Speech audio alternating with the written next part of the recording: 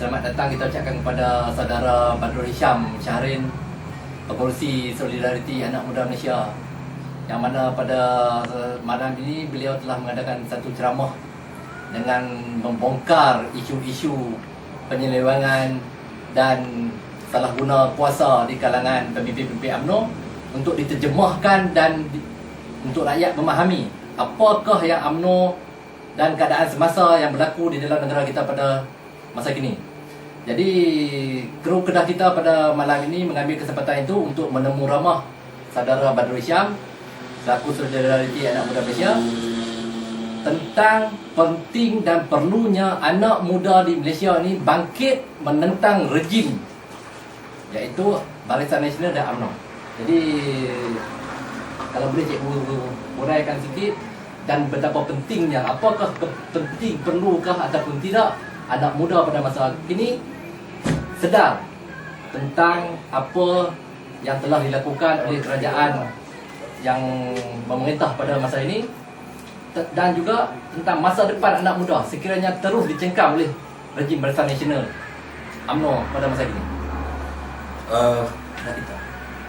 Assalamualaikum warahmatullahi wabarakatuh dan salam sejahtera. Pertama sekali lah persoalan bila kita bercakap soal anak muda dalam Malaysia ataupun maupun di Kedah sendiri, persoalan hari ini ialah daya saing. Pertama sekali ialah daya saing dan ke mana negara ini nak dibawa. Negara ini telah wujud sejak tahun 1957 apabila kononnya kita diberi merdeka oleh British. Namun semenjak daripada tahun 57 sampai ke hari ini, kalau hari ini kita tanya ke mana lagi kita nak bawa negara ini, negara ini daripada satu Perdana Menteri kepada satu Perdana Menteri, kita telah ada brandingnya, sehinggalah tahap sehingga Dr. Mahathir membawa kita pada satu kemuncak. Dan akhir sekali apabila negara ini mula mencapai sebuah kemajuan yang secara tidak struktur, ke arah mana negara ini nak dibawa. Jadi sudah tentu bagi seorang anak muda, persoalan ini adalah persoalan penting yang menjadi lebih beban kepada kita.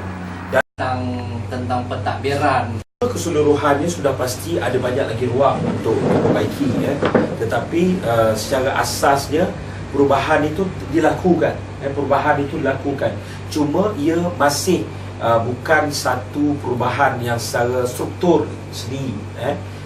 Daripada segi aspek kebajikan, tidak adanya rasuah, peluang persaingan secara terbuka, saya melihat ini daripada aspek yang positif. Tetapi saya lebih suka melihat perubahan itu perlu dibuat secara struktur.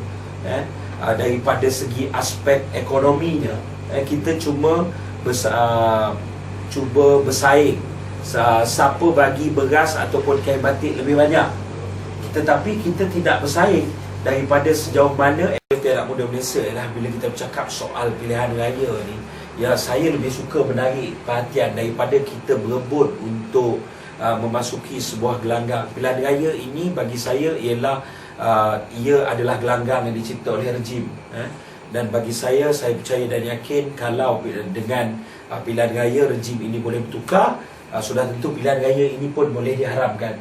Seperti mana pilihan raya kerajaan tempatan yang pernah satu ketika dulu Barisan Nasional menerima tentangan yang cukup hebat dan hampir tumbang di banyak bandar-bandar besar, dan akhirnya pilihan raya kerajaan tempatan itu pun sendiri diharamkan.